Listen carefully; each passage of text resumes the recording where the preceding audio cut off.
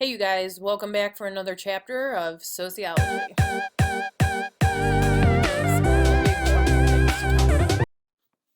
Guys, hello, how are you? This shelter at home business is getting real. We're now going on, I think what someone said the other day was maybe possibly 7 weeks of this. It seems crazy, and I don't want to freak you out, but this class ends in 2 short weeks. So we've got a lot of ground to cover here. First, let me say this. I hope all is well. I've been having awesome check-ins on Tuesdays with people from class, which have been helping me kind of figure out where you all are, at least from their perspective, which is not everybody in the class. And it's helping me keep a little bit sane in at least getting to talk to people every now and then. So I hope all is well. Please keep me posted on how you are.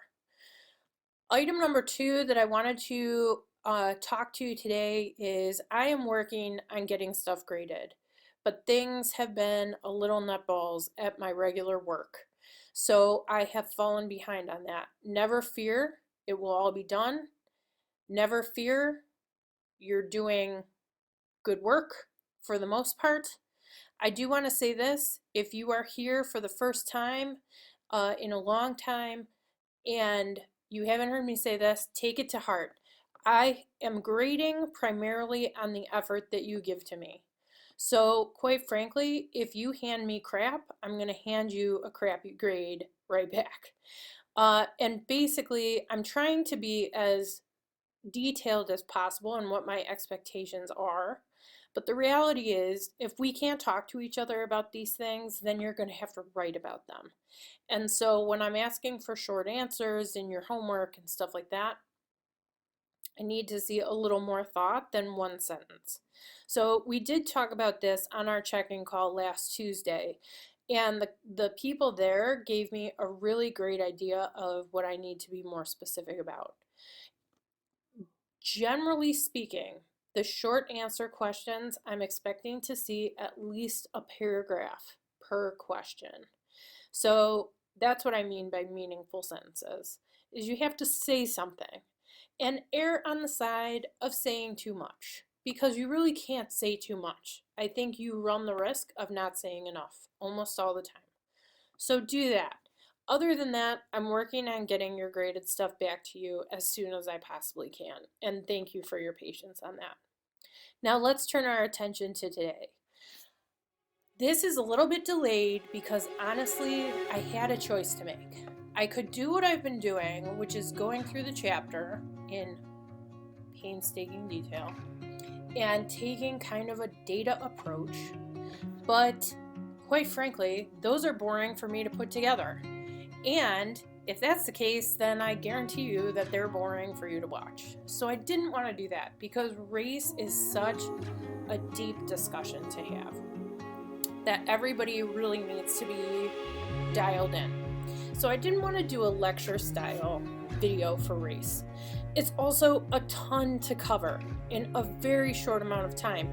Even on our original schedule, 2 classes, there's no way that's enough time to even skim the surface of what is a very real and very personal conversation for so many people. It really felt like an injustice.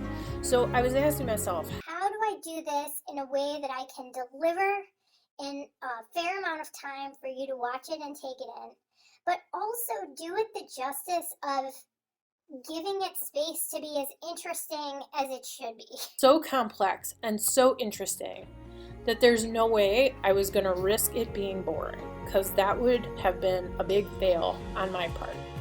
So what I decided to do was call together a group of friends that I have gathered over the years, mostly working in and around Evanston. And just by chance, these friends, well before this class ever began for me, we have had some of the most interesting conversations about race, partly because all of our organizations at the same time started undertaking what they have called an equity goal. And so the goal was to make all organizations in Evanston as racially equitable as possible. In order to do that, everybody learned, you have to really start unpacking what that means.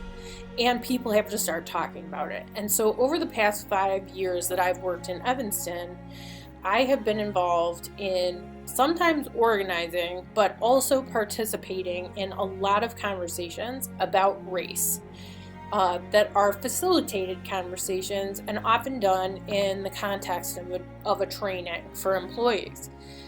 All of these people in this group that are gathered have done those same trainings and have different roles to play in them, have different levels of expertise. And we talk about this just when we, are venting about the week after work on a Friday, or, via a series of emails that'll bounce back and forth talking about how crazy the latest thing is. And so I thought to myself, Katie, you've been preparing for this video for the past 5 years. Get these people together and have them talk about race. Have them do a dialogue about race. And in the world of Zoom, just hit that fancy little record button on the bottom and capture it. I mean, it was like the best idea I've ever had in shelter at home, where I've had 0 good ideas. So last Friday, I called everybody together. I asked them if they'd be willing to do this for us. And lo and behold, they said yes. So what this video and the next video on Thursday are going to be is this discussion that we had last Friday, which was really the only prompt that I gave them is, we're going to talk about race, we're going to do it on Zoom. Are you good with that? And everybody said, okay, fine, give me a call. So we talked for quite a while. There's a lot of material to get through. It's so fascinating. You'll see when you start to watch the rest of this video, you'll see that I sit there very nearly silent through the whole thing, which is partly my role. I was there to help facilitate the purpose of the call, which was this class, but I don't proclaim to know any more about race than the people on that call. And I think you'll see why in just a minute. So here's what I would do. And here's what I'm going to do. As a watcher of this, all I'm asking you to do is watch the discussion. I think it's as interesting as I hoped it would be. And you probably also want to have a notebook out or something, at least to mark the times when something interesting comes up that you want to come back to. There is a lot going on, and like a regular conversation that can get heated, and newsflash, it does kind of get heated, not in a bad way, you may things move really fast. So make sure you have some way of noting either where you want to go back to, or just making a plan to stop, rewind, and go back when you see something that you need to rewatch, because that may happen. I'm going to split this discussion. We talked on Friday for well over 2 hours. So this discussion is going to be split into 2 videos, one for today, which is Tuesday, one for Thursday, and probably then some, because some of the later conversation leads in to topics that we're going to be talking about in the next chapter. This video is really a good example of intersectionality, because you can't talk only about race without talking about gender, income. You'll see they reference a lot sexuality and sexual preferences, like all of that stuff is in there. So I'm not going to say this is only going to serve the purpose of the race chapter. You'll notice on the syllabus that we're scheduled to go into, I think gender is next. We just talked about inequality and income and stuff like that, class in the last chapters. All of it is combined here because it's a real discussion.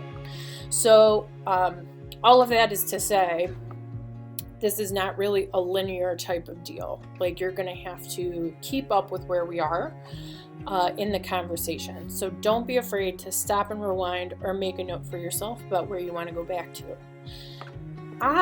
In order to help you connect where we are in this conversation with where our class is in the book, is that every now and then I'm going to pop in.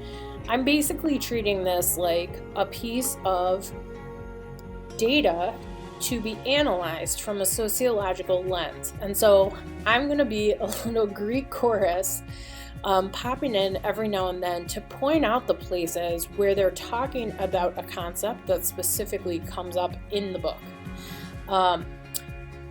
That's all I could think about when I was listening to the conversation when we were having it, was without prompting, they were making their way around a lot of the concepts in this chapter. So I'll give you a handout there the best that I can. Otherwise, you're going to sit and watch a Friday night discussion. I will say this, and just a word of warning. In a regular discussion, people use regular, everyday language. This was not made for class. This was a conversation that I told them I'd be using for class. So if you have, I want to warn you that there is language here, swearing and other racially charged language. It was not used in an inappropriate context. It was used, I think, in a way that displays how race is thought about, discussed, kind of worked out in everyday life.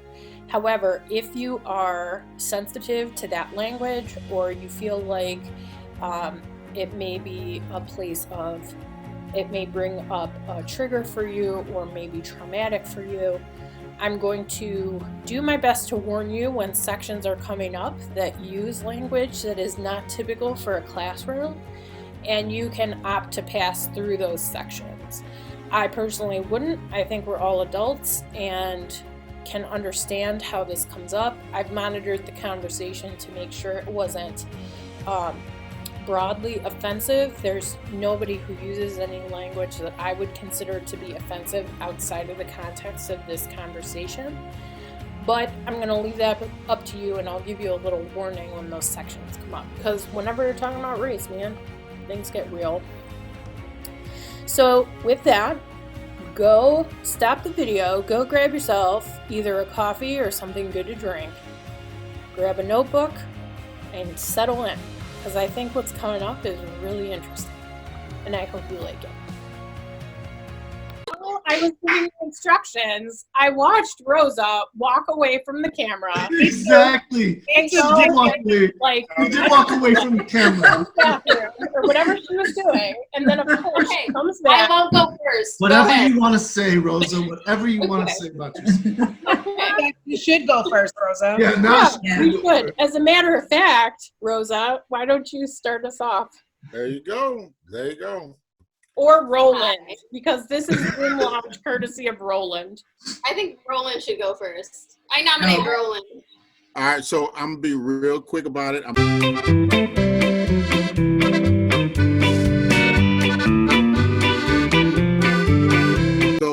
My name is Roland Fouché. I am a community activist, and I'm happy to be a part of this get together.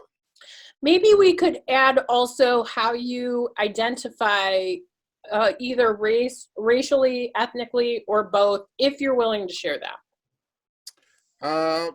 Yeah, that's fine. That's fine. I identify as a Haitian American. That's about it.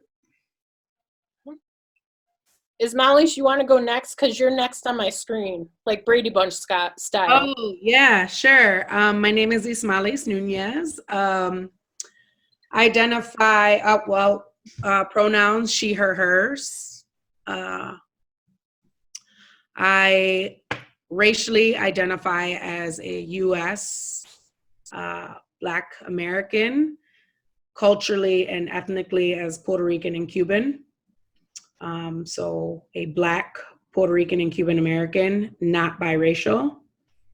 And I am a woman, activist, and a warrior. Awesome. Rosa, There you you're go. next on my screen. My name is Rosa, and I identify as Afro-Latina.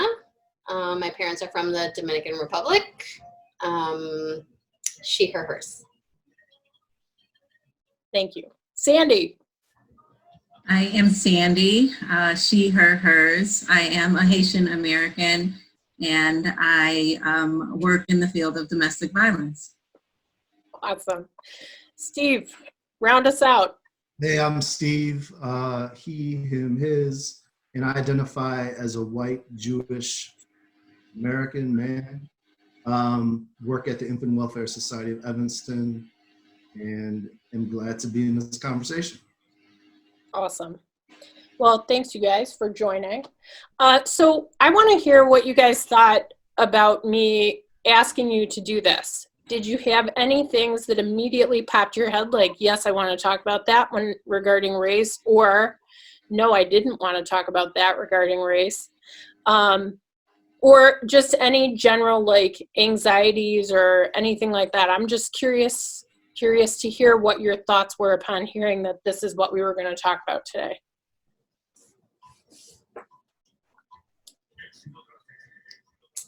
I know when you first mentioned it to me, I was like, yes, definitely. I want to talk about this. Count me in for whatever you need. So I'm always up for the conversation, as complicated, difficult, great as it may be. So I'm definitely excited. And I know our group, I know us, and the wonderful conversations that we have. So I was excited for it. Am excited for it. Yeah, I feel like I'm not always up for the conversation, but knowing this group, I was up for the conversation. So I'm excited to see where we go with this. Yeah. Sandy, I'm curious if you could say more about why you're not up for the conversation. Sometimes. I think, yeah, sometimes I just feel like it depends on who I'm having the conversation with. Okay. Where people are on their journey, where they are on their level of understanding different concepts. And, sometimes it just feels overwhelming, I guess, for lack of a better word, to have the conversation when people either haven't been on the journey or feel like they have and aren't quite there, which I think that's probably more of what I see. That, they take a course here or have a training there, and they're like, oh yeah, I'm ready to go. Let's go all in. And then it just feels very exhausting to feel like I'm the one that has to like over explain or talk about who I am and the fact that I am Haitian, but I'm also American, and what that means to someone. Sandy, do you feel like you have to explain that to people though? I don't feel like I have to. I think that we're in a time now where we're having that discussion just more often about who people are and how we can be. I think it comes from a genuine place where people want to understand how they can be more accepting of people of different backgrounds, regardless of what that means. And so conversations are being had. And because we all know what community we've worked in, we know that happens a lot. There's a lot of trainings going on. And so I think the discussion is kind of unavoidable at times. And so I don't feel like a burden to explain who I am, but I think because we're all in the throes of it in regards to trainings, being accepting of different people, that we have conversations over and over again. And also because there's so many trainings, I think people feel like, oh, because they've been a part of this, that, they automatically, the light switch went on for them. And that's not really the case. Mm-hmm. I'll go. Go. I don't know. Well, I was excited. I'm always excited to talk about race and all kinds of stuff. That leads to just more questions, right? And I knew I was ready. However, what I didn't know and the expectation and anxiety that came up, and I don't know if it's anxiety, but it's like knowing that I do know you all and knowing that I have not had conversations with you all since a lot of the new me, as I like to say, as a rebirth, I worried, and I still do worry that will you walk away with, or do you come into this conversation with preconceived notions that I'm a hothead. And the way I have approached things in the past, do you have a belief that that's how I will show up today? So that's always on my mind about the rebirth and who I am now and this new way of being versus like who I was when people knew me in so many collective spaces. I wouldn't describe you as a hothead though. And you haven't, but a lot of people have. To some people, I'm a black bitch. Rosa said. Rosa made a face. Right? Or I have ulterior motives of why I'm doing certain things, right? That always happens though. People always like, for whoever suggests ulterior motives and put those things upon people based on race, class, gender, all those things, Anyway, I'll say I was excited about the conversation. I think we talk about it all the time when we go out. So it's kind of fun to see you guys and kind of do what we do anyway. But, and I wanted to say, yeah, I'll help Katie out if she needs some help. And I think now is a crazy time when you talk about race and disparity and what's going on and what's really happening and who's really being affected. And so it's important to talk about, and it's good to talk about with people who you care about. So Yeah. Well, I guess that leaves me. So Well, you don't have to go yet. No, that's fine. I mean, when you first brought this up to me, Katie, it did cause some level of anxiety because of the place that I work. But again, as some of you guys mentioned or alluded to, we're all friends here. So I know the information that's going to be shared is not going to be used, to put me at a disadvantage. So after kind of processing through that, I was just like, okay, I'm game. Let's go. Can you say more about that, Roland? What was because I'm not even sure I understand it. You're concerned about how this plays out back at your work? Well, yeah. I mean, working for a municipality, when information gets it, all right. So when you work for a municipality, you become representation for that municipality. So whatever you say, and when it gets out into the public, it's usually construed as, okay, this is how that municipality feels. It's no longer an individual point of view. It's used as a viewpoint of the collective. And that, you guys know me, I'm as candid as I can be, and I don't want that to be the case, basically.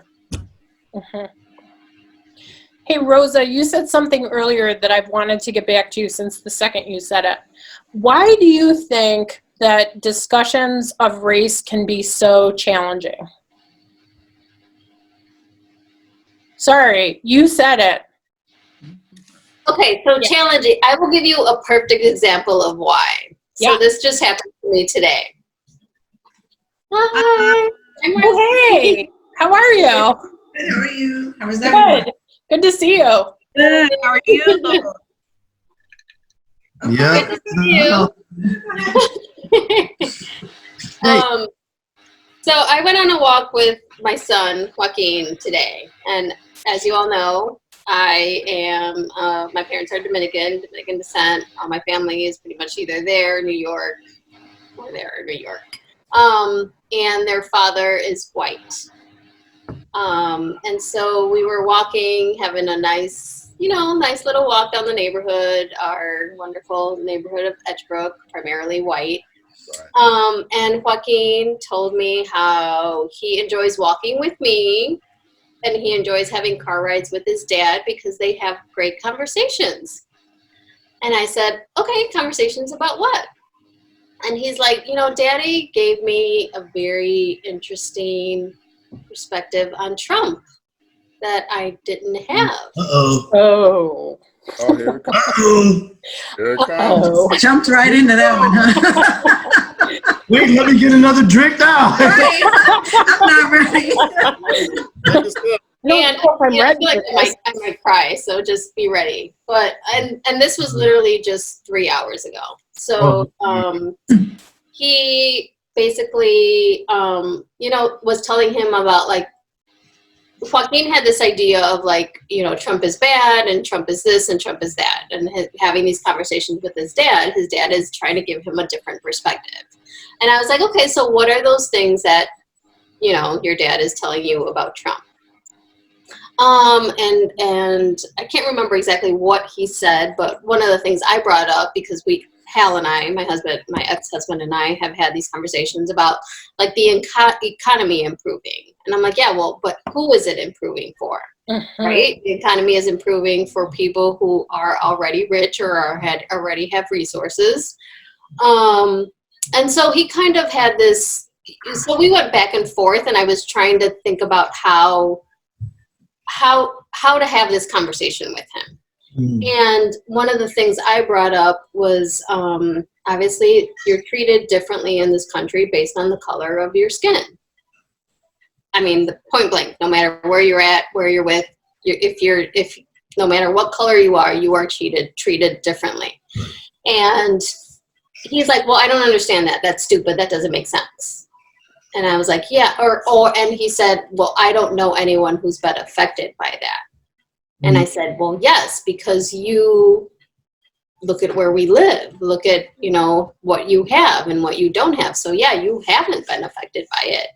And I tried to bring up with him, I brought up the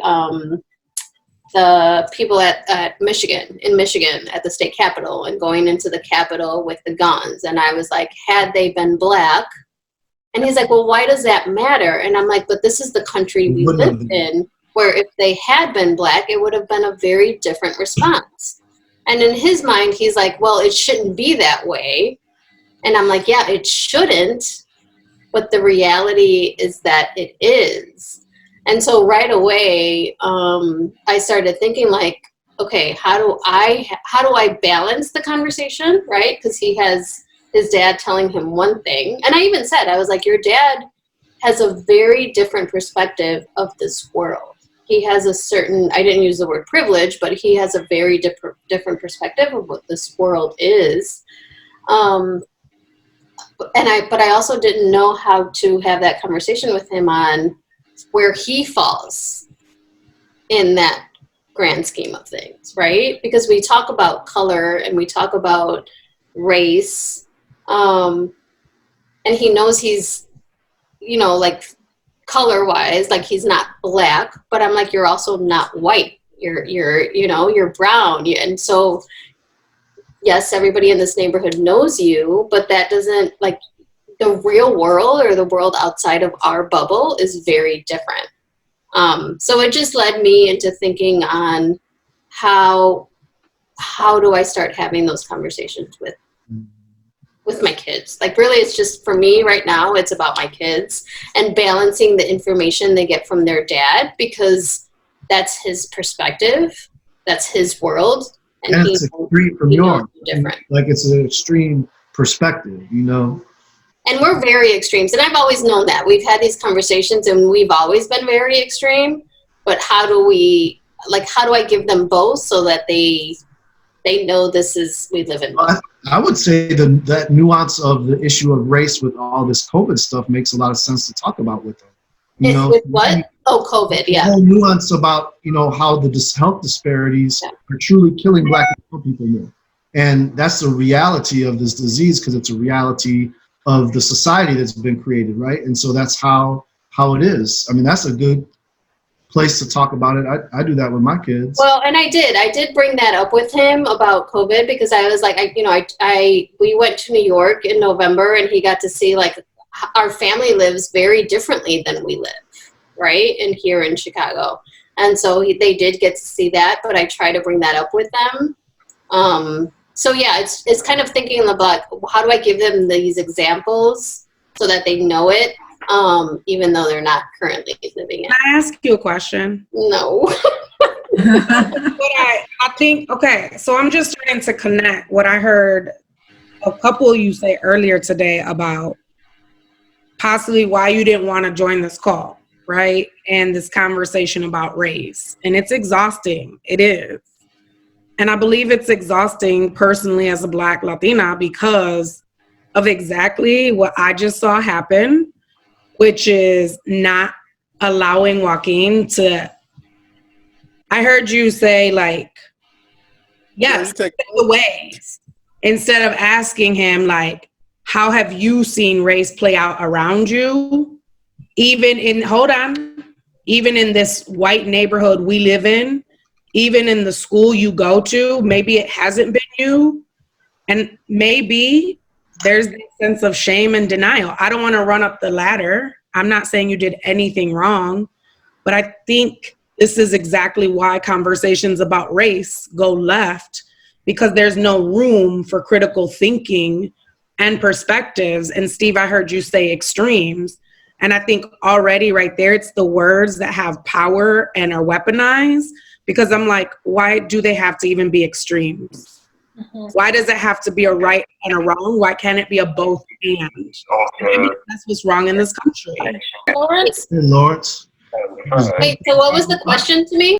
So I think you said something, and I don't know, right? And I think this is the questions you have to start thinking about asking him to find that balance is, I'm wondering, how don't you know he hasn't been affected by race and racism, right? Instead of you telling him the experiences, why you have to find the entry point of how you can open that door when he's ready. Because we all, as adults, just talked about how we all hesitated. So I can't even imagine what it's like for a child. And you got to give him space to figure that out. So it's interesting you say that because he shared. So it's interesting you say that because he shared with me a couple months ago about how we were talking, and we were just talking. We were, talking about different things, and he shared about how he was at a friend's house, and I don't know what they were outside and playing around and doing something, and someone shouted or said to him, he said they called me the N-word, and I was like, why didn't you ever tell me this before? Right? And I was trying to think about in this situation, how to bring that up. Like, you're seeing differently in this neighborhood, even in this neighborhood where people know you're seeing a certain way. But again, that conversation today and everything just happened so quickly that I don't know, like I'm trying, I feel like there's so much information I want to give him, and so much I want to show him, and so much I want to tell him, but at the same time, like, are they ready? Are they ready for it? Are they in a place to get in? So where's the experience and the time to reflect? Yeah. And it is not going to be your way. And so I've seen you have a conversation with folks where they're at. And I think you just need to figure that out. And as a mom, this weighs heavy on, I've seen it and I know you personally, how much is that impacting your ability to find that balance, to have the conversation with him? Because are you projecting your pain onto that conversation? Well, absolutely, because you're right, because I was ready to text his dad and be like, stop talking to my kid about Trump, right? But I know, like, I can't, like, this is where we're at right now. Like, I can't influence the conversations that he has with his dad from this point forward. Yeah, that's a tough one. That's a tough one. This is exactly why I feel like it's why it's exhausting. And this is exactly why. I mean, I think I see Rosa as someone that is a lot more comfortable than a lot of people talking about this. But it's complicated to have this kind of conversation with a child. And then when you're talking with adults who think that they know what they're talking about, it just gets to be a lot. It doesn't mean that it's not important and that it shouldn't happen. It definitely should happen. It should continue to happen. But it's a lot. It's exhausting. Yeah. Well, and I also think that your kids are biracial. My kids are biracial, right? It's a different little click to that too. And, I've told you guys, my daughter struggled with it and her identity and her Afro-Latina-ness, her whiteness, her Jewishness, her Caribbean-ness, her blackness, all of that. And so she's actually doing better now. She's like working through it. She's 19, but she's figuring out who she is as a woman. And as a black woman, as a Latina woman, as a Jewish woman, she's figuring all that shit out. But I would say what I said about extremes was that Rosa has a partner or an ex-partner that is, in viewpoint, right? And so that makes the, I guess, the relationship part of it difficult and challenging on top of the racial issue, Like I was thinking about my kids, my wife and I try to talk with our kids all the time about race, and our kids are all different about it. Like Camila's very focused on it, interested, introspective. Olivia could give a shit, to be honest. She knows she's Latina. She knows she's Jewish. She knows she's Puerto Rican. Got a Puerto Rican flag in her window. You know what I mean? But she's playing basketball. She's not talking about that shit. Not that she doesn't own, she's just not interested. And Alex has his own way. So I think all kids are different. All of us are different, I guess. It's challenging, though, with kids, for sure. It is, but Rose, I wanted to tell you one thing. I would say talk to them as soon as possible because they need a referencing point because they're going to be addressed in derogatory ways without your knowledge, period. My kids, I went from living on the north side of Chicago to moving to Des Plaines, thinking that's going to be a better environment for the kids, so on and so forth. But I've had conversations with Lawrence, letting them know that what they've encountered in the Des Plaines area. In a year and a half, my oldest was called a nigger. My youngest was told he looks like the color of shit. And he's only 8 years old. Oh. And then my middle baby, my little girl, she's 12. And I can't begin to tell you the type of things that she's experienced. They all come back and they all have their ways of processing through it. But we at home give them those referencing points. So if something happens outside of the home, they're like, okay, well, my dad or my mom or whatever mention this to me. So they behave accordingly. If they don't have that, then who knows what direction they'll go to. So that's my little 2 cents. Can I ask you a question, Roland? Mm-hmm. I hear you as a parent saying right away. What impact do you think that could have on Rosa if she has this conversation right away and she's angry about her husband and holding on to stuff there as opposed to, well, he's a white man as well, and I don't want to forget that. Mm-hmm. He's the Afro-Latina. Well, you know what? I would say before you have that conversation, kind of go within yourself and try to kind of plan it out so you don't go off the rails and kind of go into some personal stuff. I mean, the kids need this information. I'm not going to say you'll be surprised because you got kids, but they go through a lot. They go through more. I'm telling you, we moved out here thinking it was going to be all sunshine and roses. But man, hell no. If I had the chance, I'd go right back. I don't know why you thought. I'm sorry. I bought into the American dream. I'm like, okay. Backyard. That didn't tell me that racism came with it. That's cute. That's cute. That's cute. She didn't come with it. It just say that because Roland, what I've known for me as a Black woman is I can get real caught up, like trying to tell people how and when to do things. And I think that's exactly the issue for me, is there is no right or wrong way to do this. Rosa has to figure that out. And I believe for me, the only way that I've been able to have conversations with 3-year-olds up to 75-year-olds, up to people who are KKK members outright, is because I have to meet them where they're at. And I've already healed and I continue to heal. When I used to hear the N-word, that would trigger me so much because I hadn't worked out the fact that in 6th grade, I was called a nigger and never told anyone. But that's because I was brought up in a house where we didn't talk about that. Mm-hmm. Learn behavior gets passed on. No, I agree. I agree. It's just coming from my standpoint. It's being an African American, Haitian African American male. You are brought up a certain way. It's just like, okay, well, you know what? I have to, if someone comes at me sideways, I got to straighten them up. And I Me as know, a Puerto Rican woman.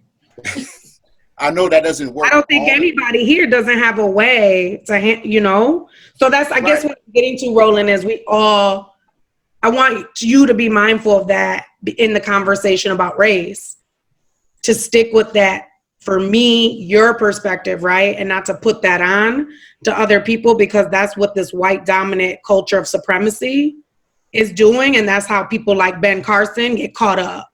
Well, Ismailis, it's interesting to say that, because after that conversation, my demeanor completely changed. And he knows, like, we're so in tune where he knew my demeanor changed. And so he was like, so what do you want to talk about now? Right? And so I have to find a way to, like, yes, take this all in, but not let it affect me, that it affects my relationship with him. Like, I don't want him not to share things with me, because obviously you have this relationship with your dad. I mean, then it got personal and about other stuff, but whatever, like, you have this relationship with your dad, and that's great. And you and I have your relationship, but I know it. And as soon as you said that, I realized my demeanor changed. And so how do I maintain that sense of balance of knowing, like, I want you to be comfortable enough to come to me and talk to me about anything, even if we're not on the same page. So you just said it right there. Hold on, pause. You just said it. What she said. You just said what you need to say to your baby. You noticed that my demeanor changed, right? Yeah. Because you asked me, let's talk about something else. And I need to address that with you as your mom, as a Black woman, and you just said it. Yeah. I got a question, Rosa. Do you think he's, obviously he brought it to you as his mom. Do you think he will go to his dad and have this conversation? Interviews for I don't know. Public Works. Honestly, I don't know. Yeah, I know. I had a question. How does he identify himself? Parks and Rec, services. I'm not sure. I know my daughter identifies as American. Gone out for. You haven't had that conversation with him, like how he identifies? With him, no, I have not with him. My daughter I've had it with her. She identifies as American. I know I've had the conversation with my ex, and I've told him how I identify, and he's like, well, you were born here, so you're American. And so him and I have gone back and forth on it. What? He like discounts your ethnicity and culture and race and all that. Yeah. I mean, he knows it's a part of me, but he's like, you're American. You were born here. Maybe that's why shit didn't work out. Well, I wonder,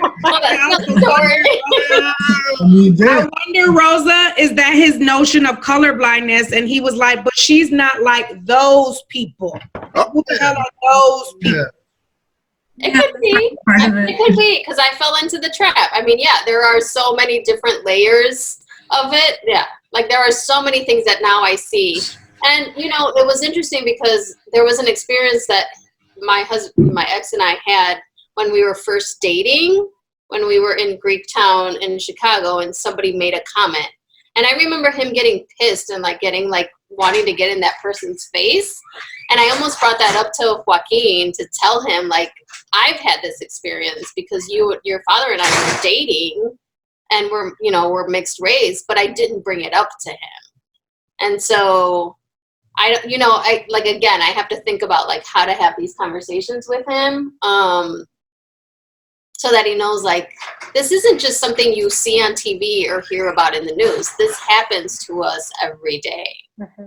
And it can happen to you as well. Like, he goes to Target with his friends, and I'm like, don't do this, don't do that. Like, your friends are all like, they're cops' dad, their dads are cops and all that. And I'm like, you are going to be seen differently. And he's like, well, I'll be fine. But I know it's a different world we live in. Mm-hmm. That makes me want to go back to Roland. There's two things that I want to go back to. So, Ismailis, you brought up the kind of structural white privilege and like let's not forget he's a white man. I would like to unpack that. But before we do, because Rosa just brought it up, Roland, I want to go back to you. And Lawrence, maybe now's a good time for you to pipe in too. So this is kind of to both of you. Roland, you said when you're raised as a Black man, there's a way that you're taught how to do things. Can you talk more about that? For people who may not know what you're talking about, I would be fascinated to hear more. Well, it's basically, if someone comes at you and you feel some type of way about it, don't turn the other cheek. Address it right then and there. If you don't address it, then they're going to look at you like, you know what? I could come at this guy that same way every day, all day. And that's turning the other cheek is not really looked upon as something to do. It's been like that throughout my whole childhood. It's just like, okay, well, this man, he was coming at you a little sideways. And if you don't address it, then everybody's going to think they can take that opportunity and do the same to you. So that's what I mean by that. Okay. How politically correct should I stay on this call? Roland was very nice in his choice of words there. Are you sharing this with your students? Yes. But okay, that's what I needed to know. Why can't you be authentically you for her students? Exactly. Because I don't want to drop, You curse a lot. Oh, yeah. I cuss a lot, so Yeah, that's why. Go for it. You. All right. Yeah. So Roland's point, and I mean and this isn't bad. If you don't address it, you are soft, and you are viewed as being soft. Period. Right. Especially if you grow up in a predominantly Black neighborhood. And bullying is not about a color. But I'll tell you, in the Black neighborhood, if they come at you and you don't stand up or defend yourself, you become become a target, period. And that target, it ain't the same. It won't just be the same kid. It'll be tomorrow. It'll be the next door neighbor to that kid. It'll be his sister. I mean, word will spread really fast of if you soft or don't defend yourself. So I know. When Roland made that comment, that's, I was waiting on him to use the word soft, because that's what it is. I don't know if that's specific to perceived. Well, and I get it, because bullying has no color, Steve, and that's why I made that statement. So I understand it, but I can only speak from my own experiences for what it is in the Black neighborhood on the west side of Detroit. Okay. So that's just, I know how it is. You got to defend you. I was an only child. I didn't have a big brother or sister to go defend me when went left in the hood. I had to stand up and fight if they called me Black. Look at Blackie. If they called me fat, if they called any, whatever it was, you couldn't take it. You had to defend yourself. They'll keep coming back. They're going to keep coming back. And like I say, bullying has no color, but I'm telling you, in the hood, you absolutely better defend yourself. You can't go home and just tell mom or your big brother. You got to. This is getting good. So a couple things. I'm going to actually stop the conversation right here and carry it through on Thursday, because we've already hit a lot of important points. I'll admit, my plan was to pop in and kind of be a commentator on what's going on as they were talking about it. But I was having a hard time figuring out exactly how to pop in and not be disrespectful of the conversation, while also getting this to you in a timely fashion. So I figured the best thing to do now was to let you see this part of the conversation undisrupted by me. A lot of what they talked about today, starting with Rosa's story about her son and her husband talking to him and giving him a kind of counterpoint race narrative regarding Trump and all of that stuff. I feel like a lot of what they were doing here at the beginning of the conversation was establishing kind of their identity as a racial being. So in the book, when it talked about things like embodied race, this is a good example of that. It's also, and I should say, embodied race is the experience, the concept of it is the experience that people have in reality living as a particular race. So the whole point of calling it embodied is to say race as a concept can feel really clinical, but in lived circumstances, it has to be individual. And we have to approach it from understanding each individual's experience of race as it plays out in the real world. That's a very sociological take on race. So that's one thing. They did a lot of talk around race as an embodied reality. And a couple times you might have remember hearing Ismailis, I think, said it very clearly once. Some of the guys said it too, that idea of being authentic, being who you are, bringing who you are to the table, that is really essentially calling on the idea of embodying a racial being. So that was one thing that they really clearly established. The other thing that this entire video kind of demonstrates, in my mind, is that race is a social construct. What do we mean by that?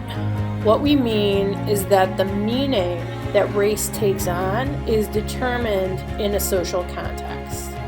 So race inherently doesn't have a meaning. It becomes meaningful in the context in which people live. So in this particular case, I asked them to identify how they see themselves as racial and ethnic entities. I thought the answers to that very basic question were so interesting. They all identified differently with different terms, even if they were essentially talking about the same category. I think one of the things that we talk a lot about now that I don't remember talking a lot about before is the idea of letting each individual identify for themselves using the terms that they want to use, who they are as a being. And they all did a great job of demonstrating how that's done differently. Race as a social construct was also touched on here in Rosa's whole story of her son essentially being taught and beginning to recognize, or actually it's her hope for him, that he begins to recognize that he's a racial being. She talked very, I thought, powerfully upon second watch about how if the United States was a different place in a different time, it wouldn't be this way. But if those protesters in Michigan had been black, what would the difference be?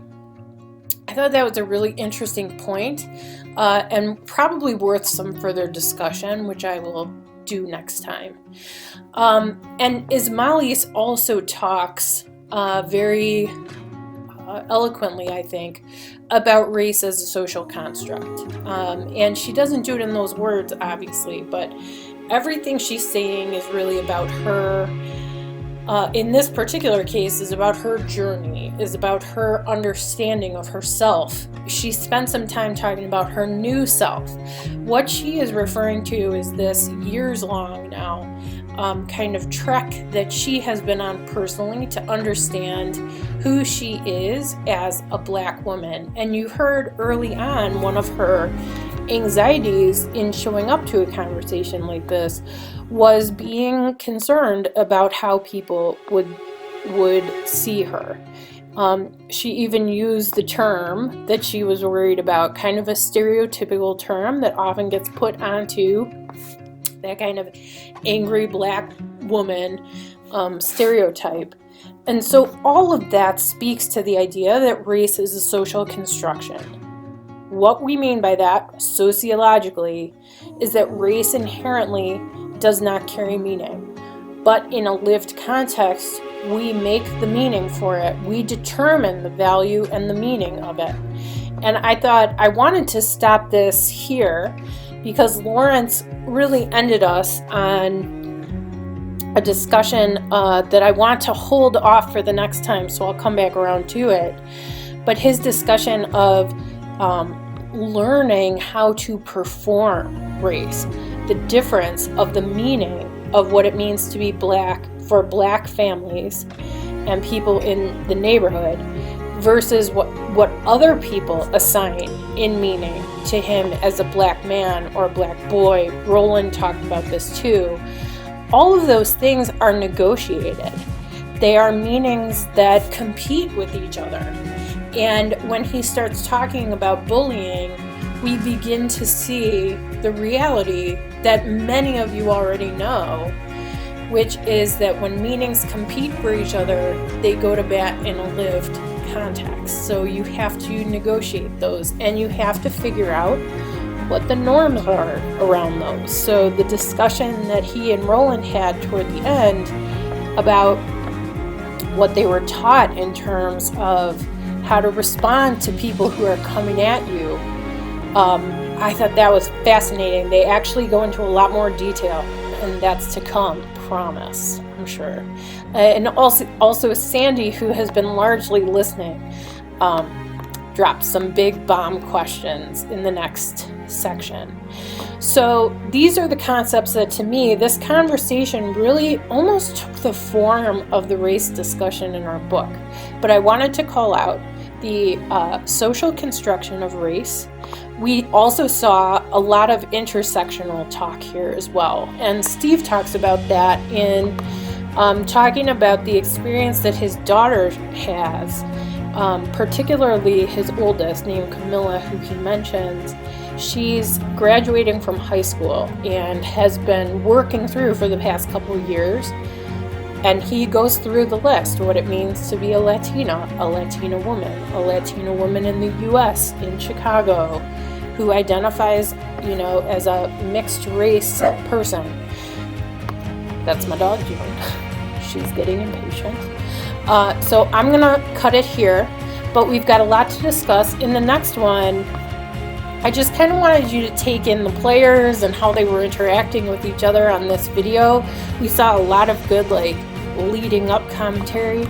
The next video will really get into some of the discussion of prejudice and discrimination that the book talks about, which absolutely has to be discussed when we talk about race as a social reality. So I hope you liked this and thought it was at least interesting to see some different faces taking on a topic that's interesting to almost watch as an event.